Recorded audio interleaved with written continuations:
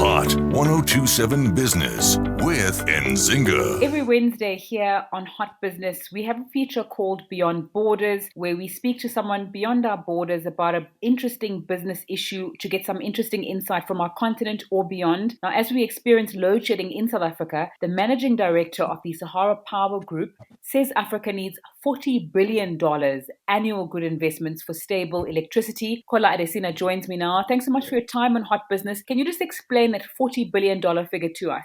Okay, what it represents, essentially, if you look at what Africa is, where Africa is today, we're about 600 million people that don't have access to power. So invariably, if a million megawatts, $1 million is per megawatt, the estimation to me is that we would require about 40 billion to be able to power Africa long term. And this again includes the entire scope of renewable, the grid power, and different solution that is readily available in Africa. So for me, for us to have 24/7 electricity, that's about the amount we require to be able to get electricity available to all in Africa. When it comes to demand on the African continent, give us some insight into what that is like now, and say in the next 20 years as our continent grows, what will that look like? Okay, it's going to be a bit stronger along the lines of the fact that we have significant population growth in Africa due to sustained high fertility rate. And equally, the reduction in the mortality rate is yielding nothing else but an expected increase in the population of Africa.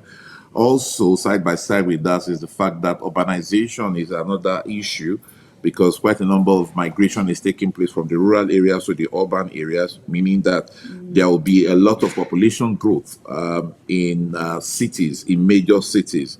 As of 2015, we have only six cities in Africa with more than 5 million residents. But we're projecting that by 2030, we'll have many more. Lagos, Luanda, Kinshasa, Khartoum, and Cairo and Greater Joburg are the ones with that population. But we'll be adding Dakar, Bamako, Abidjan, Ibadan, Kano, Yaoundé, Ouagadougou, Nairobi, Addis Ababa, Antananarivo, as well as Alexandria to this population, so to this migration. So ultimately, equally, industrial activity is going to go up because, again, we need to cater to the needs of the people that we're giving birth to in Africa. So Africa will continue to increase in number, and industries too must increase along in the continent. Africa's industrial GDP is expected to double by 2025. And by so doing, help increase the industrial GDP to about 1.72 billion trillion for Africa. The overall GDP would increase by 2.95 trillion to 5.6 trillion by 2025. Wow, those are huge numbers. So you spoke recently at the Lagos Business School and said 90 million people a year in Africa now need access to electricity. What's the problem and what's happening there? Okay, well, for every African to have access, I am of the belief that 90 million people, that is about 6% of the current total population, will need to gain access every year, year on year, from 2022. For me, Africa needs to generate about 575 terawatt hour more in 2030 than it was in 2020, which will make Africa to be able to meet the increase in electricity demand projected, and then the annual growth rate of 5% is what I see. The basis for this is basically to ensure that the infrastructure for electricity is catching up with the population that is growing. The ideal way is for the infrastructure for electricity or any form of other infrastructure should be superior to the population. Hence, you are not going to see any form of deficit in the system. But today, the infrastructure is lagging behind in Africa, and that's why you have significant outages in quite a number of countries in Africa where you even have electricity. So that's the kind of projection I see. How do governments and the private sector need to act in Africa now to power it up and to avoid some of the challenges that you spoke about earlier on and bring these 90 million people into power and into the light?